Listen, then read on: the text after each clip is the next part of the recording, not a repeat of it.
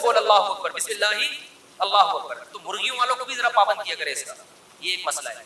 ایک اہم مسئلہ یہ ہے کہ قصائی لوگ جانور ذبح کرنے کے بعد، حصے لگانے کے بعد پٹ کا گوشت نکال کے کیا کر دیتے ہیں،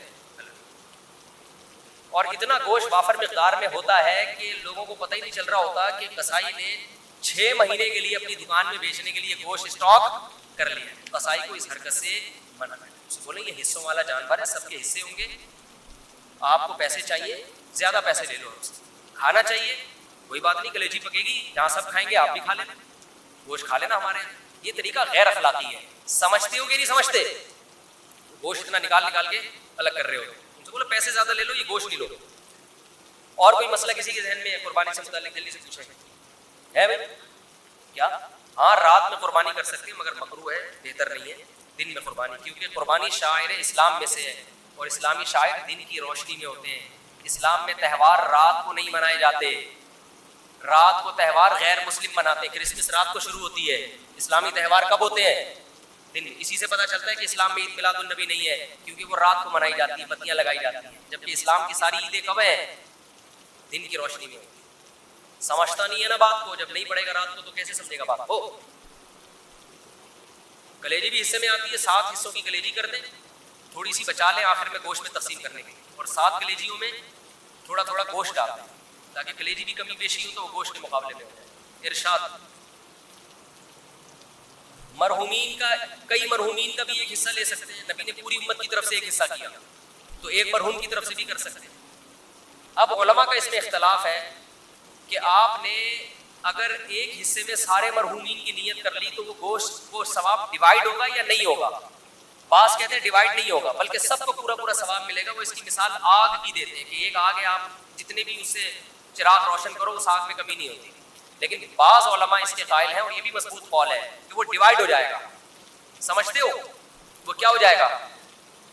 ڈیوائیڈ ہو جائے گا. 2 کی طرف سے کی تو آدھا آدھا ایک کو پہنچے گا، آدھا دوسرے کو. دونوں قول ہیں. سمجھتا نہیں ہے نا بات. بہتر ہے کہ والدین میں سے ہر ایک کے لیے الگ، کسی کے والدین مرحوم ہے تو ایک ہی پورا پورا حصہ دونوں کی طرف سے ڈالیں. ارشاد کچھ کہہ رہے تھے آپ؟ پوچھ لیں، پھر سارا دن فون بجتا رہتا ہے، پوچھتے رہتے ہیں. پائے کا کیوں بتا رہا ہوں، پائے پکانے کا طریقہ بتا جی. ہاں بعض غیر مسلم قصائی بن کے گھوم رہے ہوتے ہیں تو اس کا بھی خیال کریں. مسلمان ہونا چاہیے. ہندو کا ذبیحہ حلال نہیں، اسی طرح مشرک کا ذبیحہ بھی حلال ہے. کوئی اپنے آپ کو مسلمان کہتا ہے لیکن ختم نبوت کا منکر ہے، یا رسول اللہ صلی اللہ علیہ وسلم کو صاف لفظوں میں حاضر ناظر مشکل کشا کہتا ہے بغیر کسی تعویل کے، چاہے دیوبندی ہو، چاہے اہل حدیث ہو، چاہے بریلوی ہو، وہ تو مشرک ہے نا. نبی کو اعلی اطلاق مختار کل مانتا ہے کہ اللہ نے سارے اختیارات نبی کو بھی دے دیے ہیں. یہ تو شرک ہے کھلا ہوا. تو کوئی بھی مشرک چاہے دیوبندی ہو، چاہے اہل حدیث ہو، چاہے بریلوی ہو، اس کا ذبیحہ حلال نہیں ہے. یہ امام مالک کا قول ہے، امام احمد بن حنبل اور امام شافعی کا، کہ ایک گھر میں ایک قربانی کافی ہے، پورے گھر والوں کی طرف سے ہو جاتی ہے. اور ان کی دلیل بعض اسلاف کے اقوال ہیں، بعض تابعین ہیں ان کے اقوال ہیں. امام ابو حنیفہ کا موقف یہ ہے کہ جو بھی صاحب نصاب ہے اس پر الگ سے قربانی واجب ہے. ایک قربانی سب کی طرف سے کافی نہیں. اور امام ابو حنیفہ کے قول کو ہم 2 وجہ سے فالو کرتے ہیں. ایک تو یہ کہ ہم امام حنیفہ کو بڑے صغیر میں ان کے فقہ کو فالو کیا جاتا ہے، ایک وجہ تو یہ. دوسرا امام حنیفہ کا موقف اس بارے میں دلیل کے لحاظ سے بھی بہت مضبوط ہے. اس لیے مضبوط ہے کہ حدیث میں آتا ہے من وجد سعة لأن يضحي فلم يضحي فلا يقربن مصلانا، کہ جس کے پاس گنجائش تھی قربانی کی اور اس نے نہیں کی قربانی، وہ ہماری عیدگاہ کے قریب بھی مت آئے. تو اس میں نبی نے مرد اور عورت کا فرق نہیں کیا، شوہر بیوی کا نہیں کیا، باپ بیٹے کا نہیں کیا، جس کے پاس بھی استطاعت ہے. سمجھتے ہو؟ نمبر 2 دوسری حدیث، دوسری بات کہ اسلام میں کوئی بھی عبادت ایسی نہیں ہے جو ایک کرے تو دوسری کی طرف سے کافی ہو جائے. تو قربانی بھی ایک عبادت ہے، تو اس میں یہ کیسے ہو سکتا ہے کہ ایک کرے تو دوسرے کی طرف سے کافی ہو جائے؟ عبادت تو ہر ایک پر الگ واجب ہوتی ہے نا. زکوٰۃ میاں بیوی دونوں کے پاس سونا ہے تو دونوں پہ الگ الگ زکوٰۃ ہے. تو قربانی بھی ایک مالی عبادت ہے. حج بھی دونوں پر الگ الگ ہے. حج بدل میں تو ایک وصیت کرتا ہے کہ میری طرف سے پیسہ بھی دے رہا ہوتا ہے، تو وہ تو اس کا نائب بن کے الگ سے اس کی طرف سے حج کر رہا ہوتا ہے. وہ بھی ایک حج 2 آدمیوں کی طرف سے کافی نہیں ہوتا. تو قیاس کے لحاظ سے بھی امام حنیفہ کا موقف بہت مضبوط ہے اور حدیث کے لحاظ سے بھی امام حنیفہ کا موقف بہت مضبوط ہے. اور اس لحاظ سے بھی مضبوط ہے کہ کہ جب دلائل میں تعارض ہوتا ہے تو اصول یہ ہے کہ عبادت میں احتیاط کے پہلو کو ترجیح دی جاتی ہے، کیونکہ عبادت کس کا حق ہے؟ اللہ کا. تو احتیاط کا تقاضا بھی یہ ہے کہ اگر بیوی مالدار ہے تو اس پہ الگ سے قربانی واجب ہو، شوہر مالدار ہے تو اس پر الگ سے واجب. اور صحابہ کے دور میں اگر ایسی روایت ہمیں ملتی ہے نا کہ ایک نے سب کی طرف سے کی، تو اس کی وجہ یہ کہ اس دور میں عام طور پر گھر کا سربراہ ہی مالدار ہوا کرتا تھا، باقی تو سارے اس کے ماتحت ہوتے تھے.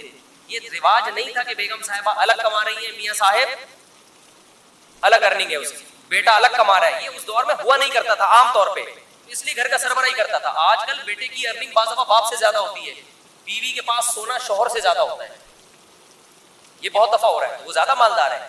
تو اس لیے جو ہماری نظر میں راجح قول ہے، لیکن اختلافی مسئلہ ہے، عرب علماء کہتے ہیں ایک خاندان کی طرف سے ایک کافی ہے، لیکن ہماری نظر میں ایک تو بر صغیر میں فقہ حنفی کو فالو کیا جاتا ہے. ایک ملک میں اگر کسی فقہ کو فالو کیا جا رہا ہے تو آپ 1.5 اینٹ کی الگ سے مسجد کیوں بنا رہے ہیں؟ یہ بھی تو غلط ہے نا، اس سے بھی تو اختلاف پیدا ہوتا ہے.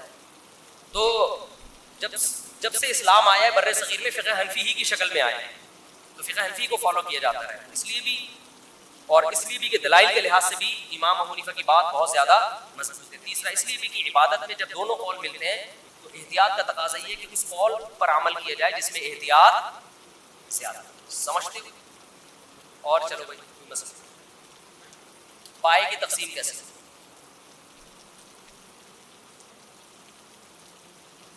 ہاں گوشت کا حصہ تقسیم. البتہ ایک ہی گائے اگر ایک گھر میں ہے نا، ایک گھر میں پوری گائے ہے، ایک ہی فریج میں ہے، وہ تو تقسیم ہو ہی نہیں رہی نا. بھائی 7 بندے تھے، اٹھا کے ایک فریزر میں ڈال دیا پورا بچڑا، وہ پھر نکال کے سب کھاتے رہے، وہاں تو تقسیم کا عمل ہو ہی نہیں رہا ہے. جہاں تقسیم کا عمل ہوگا تو 7 حصوں میں ڈیوائڈ کرنا پڑے گا، ہر حصے میں کلیجی ملا دے تاکہ سود کے مسائل سے اجتناب ہو. اس پر میں تفصیل سے بات کرتا ہوں. اور جی سیریز ضائع ہو جاتی ہے، نہیں ہونی چاہیے. اچھا جی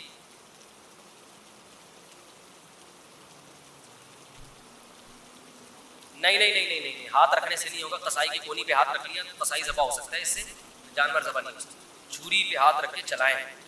ہاں قصائی کو بولے تیرے پاس ٹائم نہیں ہے تو پھر آیا کیوں، ادھر بیٹھ آرام سے. میں نے بتایا نا گائے کو کنٹرول کرنا اتنا مشکل نہیں، قصائی کو کنٹرول کرنا زیادہ مشکل.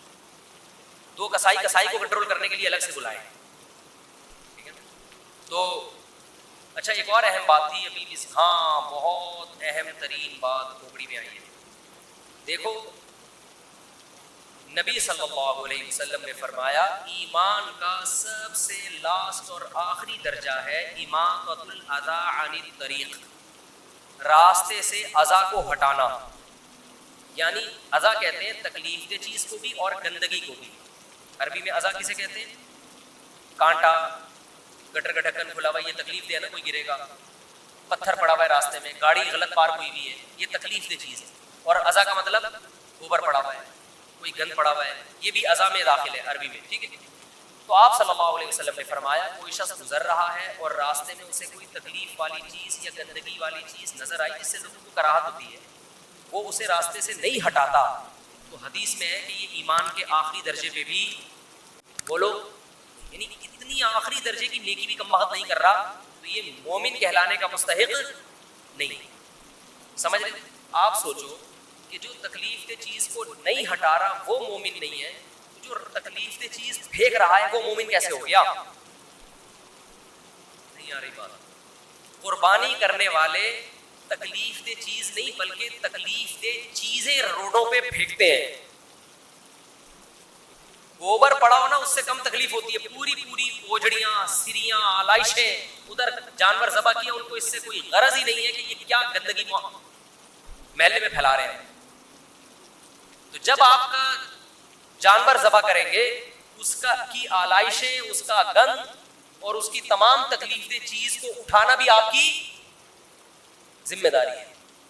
جیسے قربانی نہ کرنے پر وعیدیں ہیں صاحب نصاب کے لیے، مالدار آدمی قربانی نہیں کرتا اس پہ وعیدیں ہیں، ایسے ہی اس گندگی کو نہ اٹھانے پر بھی کیا ہے؟